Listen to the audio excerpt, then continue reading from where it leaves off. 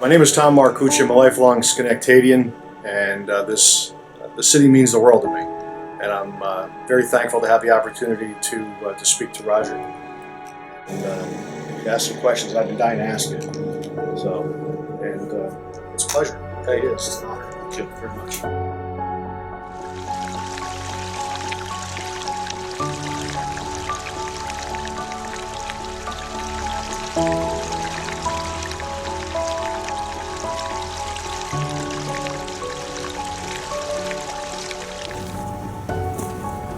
Surprised they picked just to pick. They picked the line. He's got casinos, can make all kinds of promises based on it. Sure. So, as far as I'm concerned, that was the past. Focus on the present and go forward into the future. A lot of having those promises and really not doing the research on what it actually can bring. My biggest concern is the increase in crime when we don't really have our stuff together to begin with.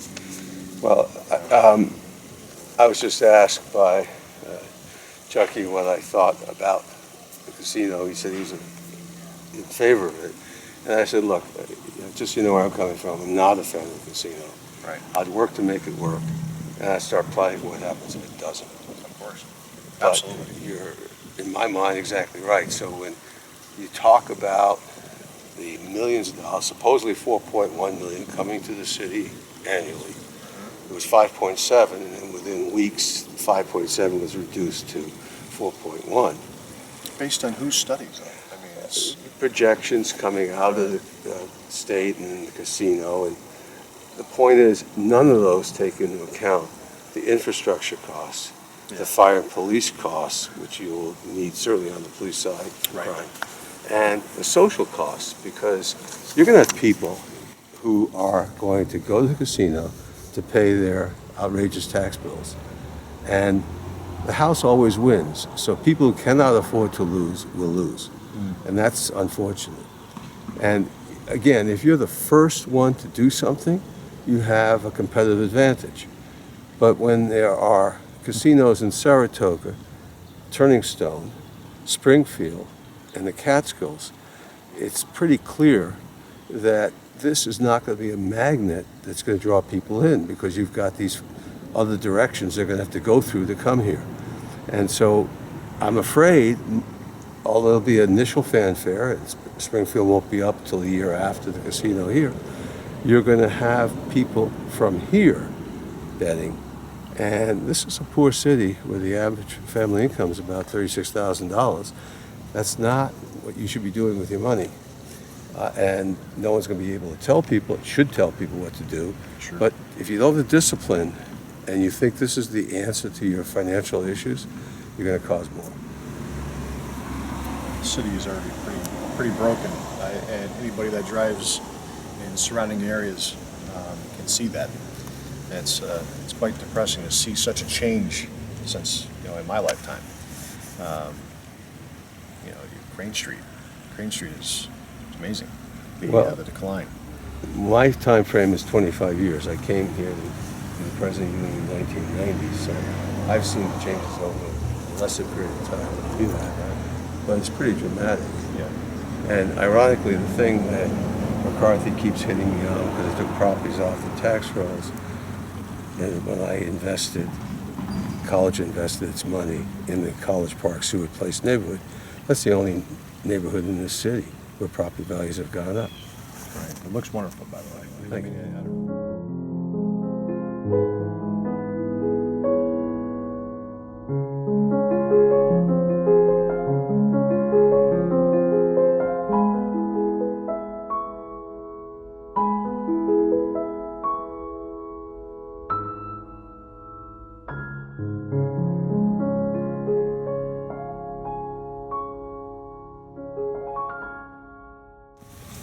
Driving my daughter to work, she works down on Broadway, Natalia, and Great place. oh yeah, they'll tell you I'm there more than some of the employees, as you can tell. But it's wonderful to drive by, from St. Anthony's straight down, and I admire the improvements. It's always nice to see somebody making some sort of improvement. When you see boarded up windows or some of the footage that I've seen on YouTube that have been recorded at night and so on. It really shows it shows the city in a different light, and we need to make a significant amount of change.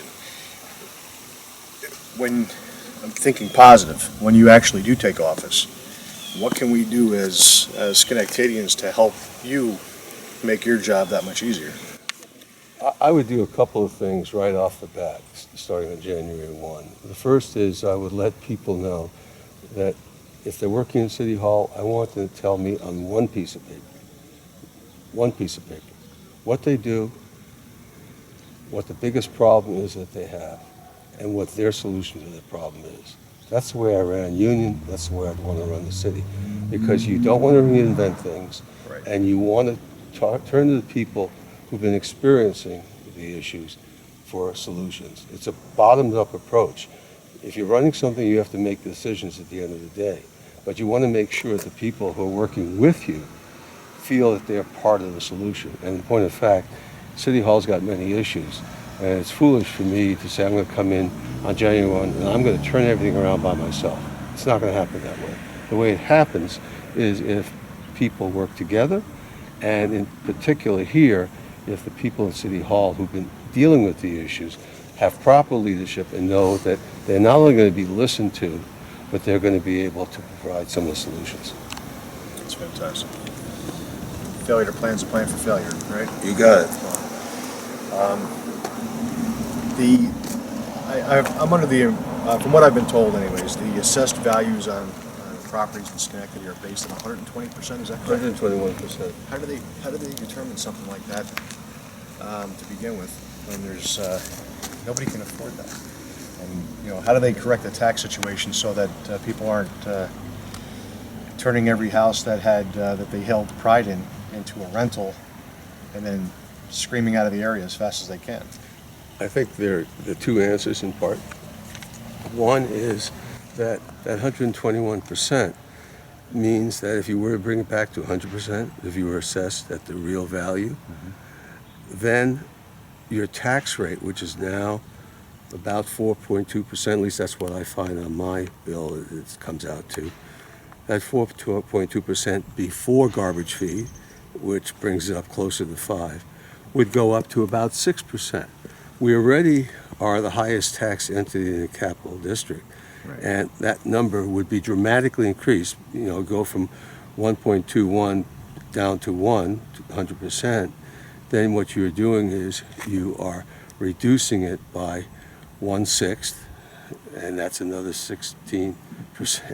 And 16% on top of that brings it up to roughly, 5.5%.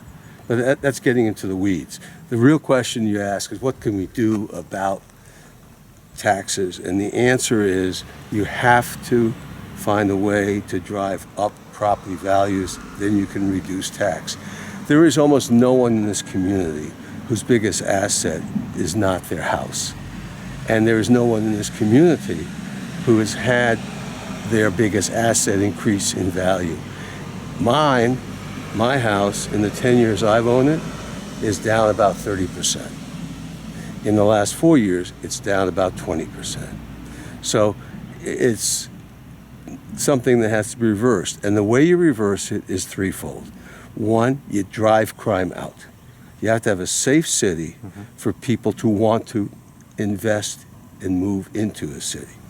You have to improve the graduation rate in high school. For those who do graduate, they have a good education in high school. My kids both went through it, and they got a first-rate education. But for the 44% who do not graduate, that's the message that's conveyed to people from outside. So when you want people to move in the community, the first thing they think of is crime. The second thing they think of is education for their kids. Right. So you've got to find a way, and I'm about to put some plans forward, that will improve that graduation rate, working with the school system. And third, you have to improve neighborhoods. because they have, as you said, crumbled. You come down Crane Street, it's a disgrace. But you can come in Van Vranken, it's a disgrace. You come down Broadway Hill, it's a disgrace. You can come in off Michigan Avenue, it's a disgrace. So almost every one of the entrance points to this city is a horrible first impression, and you don't get a second chance to make a first impression. I've had sit-downs with Gary, and I don't know if he has any of those figures on his mind, to be honest. I do know that he could recite what he makes a year pretty easily, but you know, The double dipping? double dipping. Yeah, I read the articles too, but it's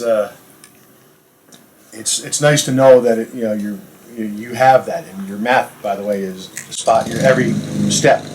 You know it, you live it, and it's obviously in your practice in the past, especially running in college, that you know your business. Well, So I like that. One of the fun things I used to do as my chief financial officer, who did a fantastic job for me while I was at Union. And she and I would be talking finance, and she'd have her calculator, and I'd be playing Wayward in my head. And you have to be able to do the math. Yeah.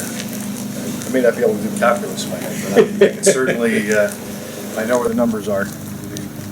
One of my dear friends, Courtney Erikson, he's starstruck working in D.C. with the D.C. politicians.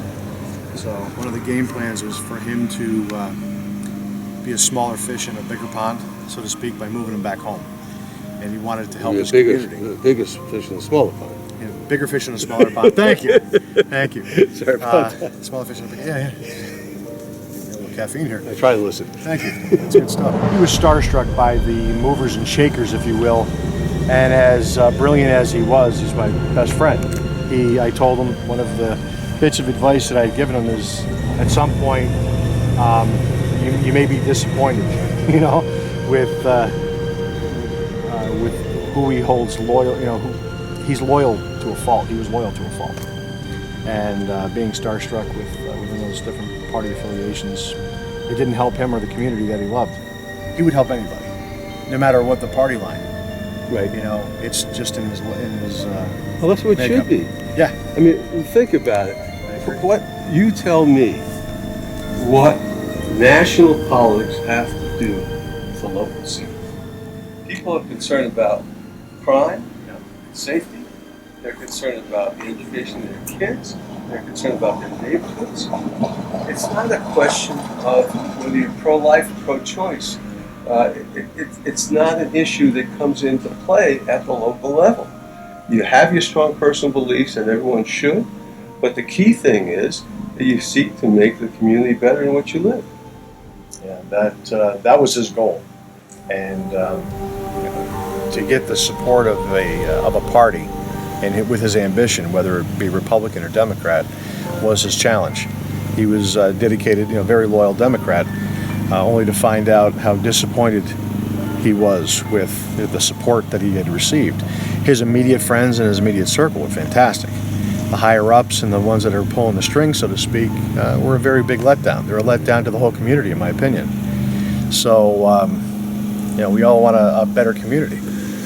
One of our goals was to replace the fountain, because it's dilapidated. I mean, this is the gem of Schenectady, as it so eloquently says on the sign. And for it to, well, it looks as nice as it does, but with this eyesore that has not been properly maintained due to whatever excuse, whether it's taxes, or the amount of money they have available, whatever the case is.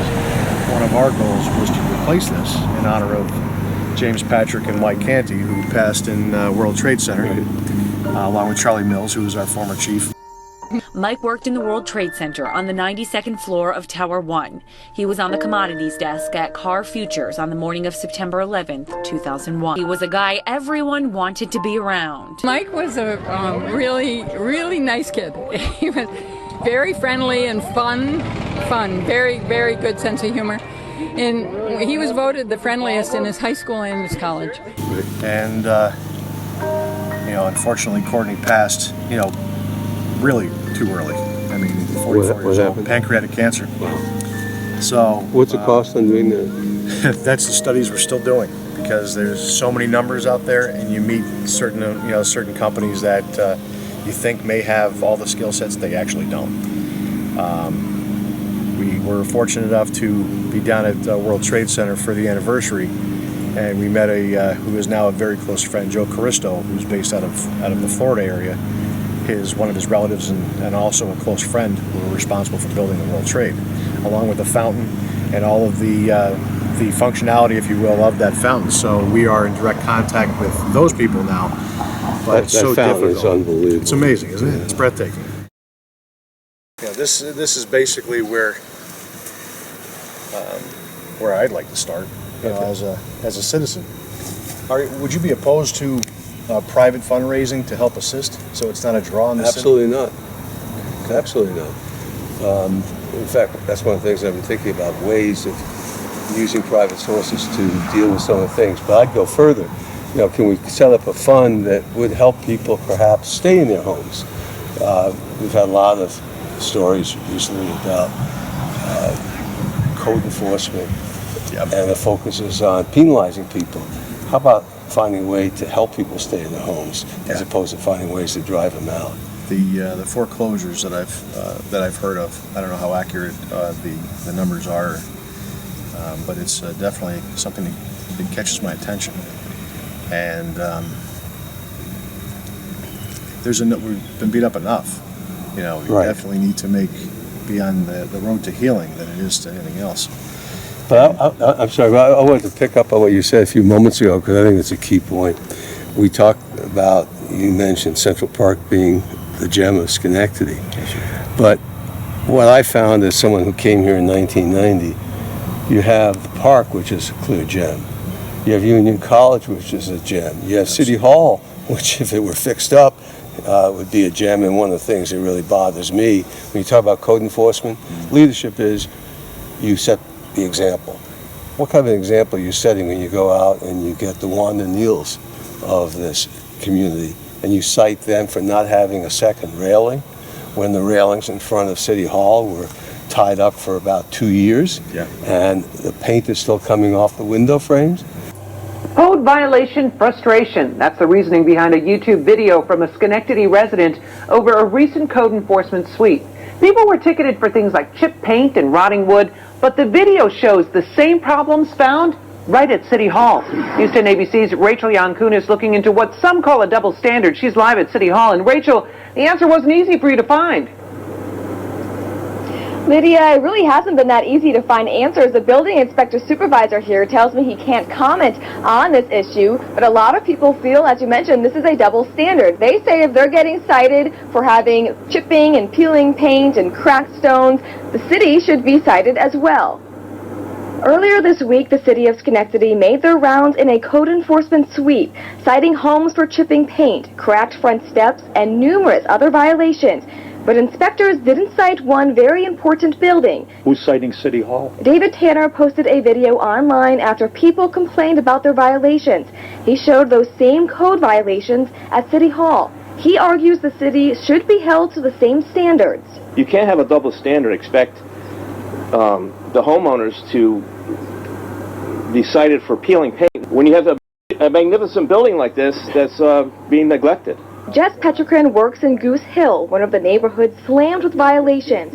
Each citation comes with an automatic $50 fine, and he feels some people just can't afford to get the work done. I don't think that any resident wants to let their house crumble away, but many people just are on hard times and don't have the money to fix up their properties. Mayor Gary McCarthy tells me some policies apply to City Hall and some don't. But Councilman Vince Riggi argues the city should lead by example. We should have our own house in order before we go ask someone else to have their house in order.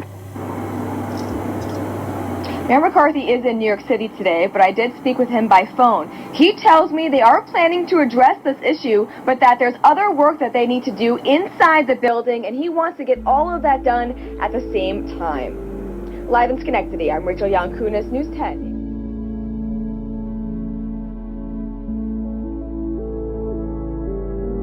And the paint is still coming off the window frames. You lead by example. You do not turn to others and penalize them when you haven't taken care of your own home first. But you have the Stockade and the GE Plot, which are great, and you have Proctor, so you have a number of gems. In 1992, I met Neil Gold for the first time, and he and I hit it off, and we started something called Schenectady 2000. I had started something called Beloit 2000 when I was in Wisconsin. So we basically took the name Beloit, crossed it out, put Schenectady in there. But I brought the person in who was the visionary who helped us develop the plan for Beloit. And he was amazed because in Beloit, where the city really has been turned around, we had to work very hard with relatively little. We had a riverfront, as we have the Mohawk here, but we did not have Proctor's or the Stockade or the GE Plot or Central Park. We did have a college, Beloit College, that was really attractive, as Union College is. So we brought Phil Lewis out here, and he spoke to a group at Schenectady Community College, and he said he was just amazed at all these assets we have in this community. And that we need to focus on certain things, which we did through 2000, and that led to Metroplex, and that led to the revitalization of downtown. So going back to your point, this is a tremendous asset. It is a gem, but we have a number of gems in this community. That's how important Schenectady is to me. I believe the whole, that all of Schenectady is the same, is the gem, if you will. I mean, if it wasn't for GE and what, the Electric City, we wouldn't have anything. Right. The technology that we complain about today is, originated from someplace. Well, and jobs is obviously something that any administration has to focus on. It has to work with the Metroplex to bring them in.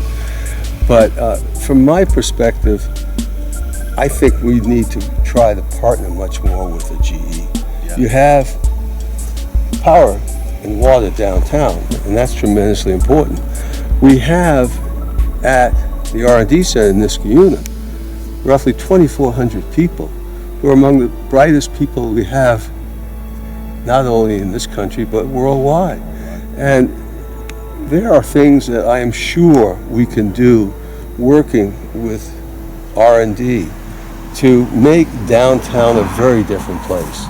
And not everyone will be working in those new industries. We have to find ways to train people who right now are unemployed.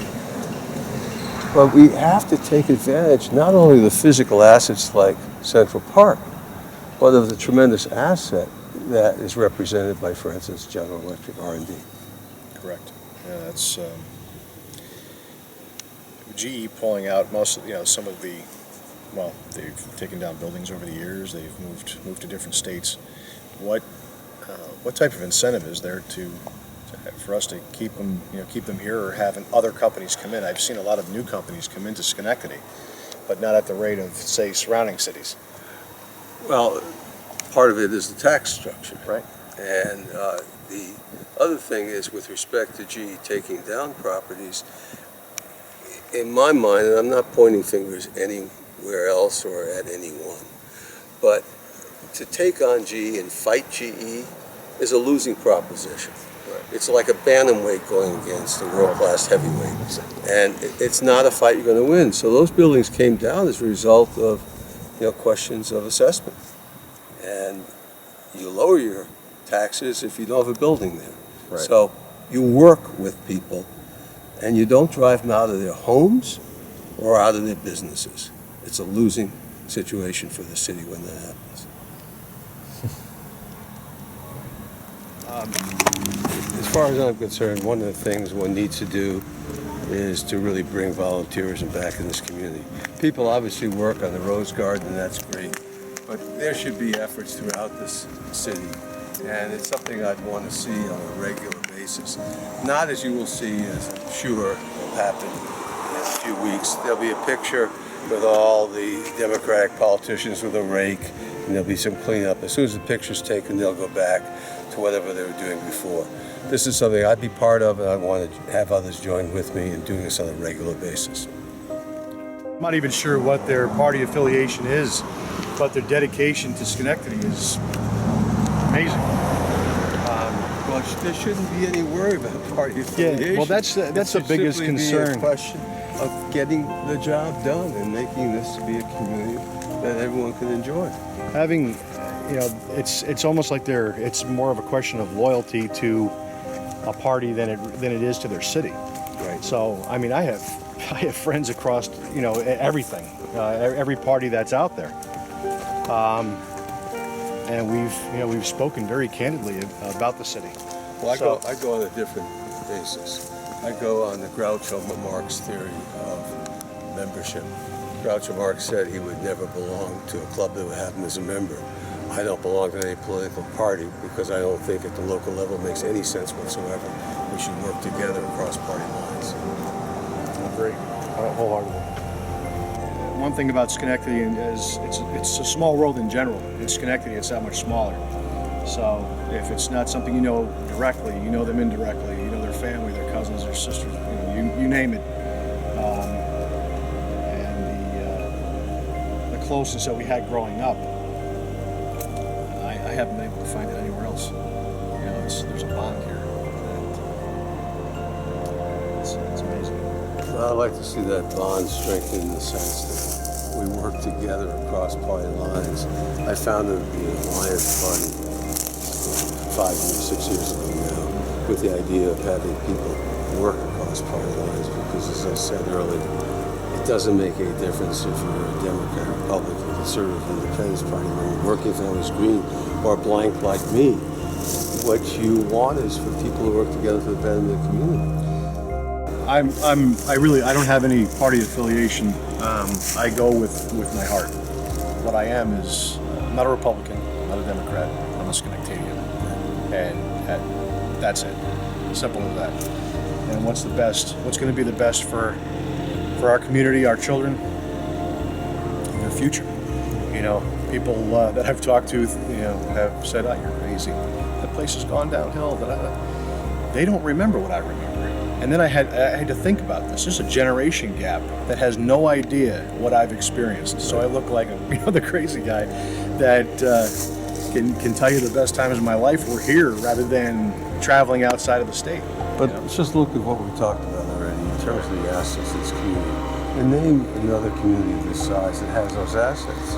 In my judgment, it's not Albany, it's not Troy, it's not Saratoga. We have incredible assets.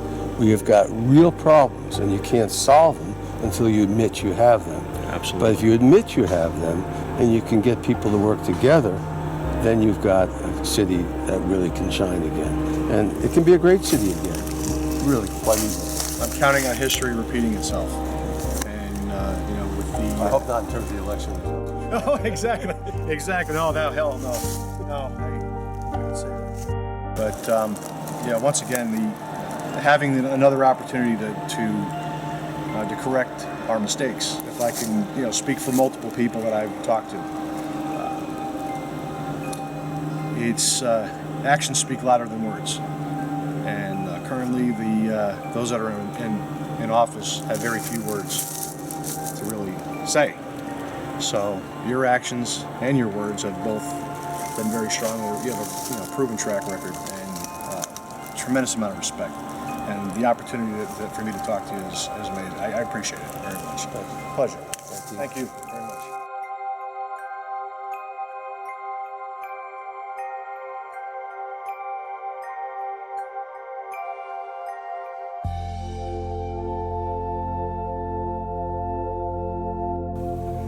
It's been literally every day so far.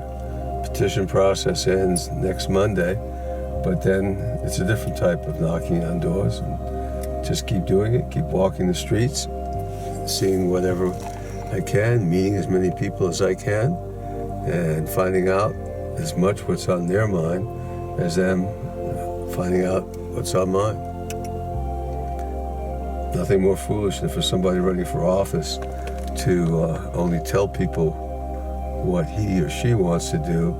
Much more important to first find out what's on their mind.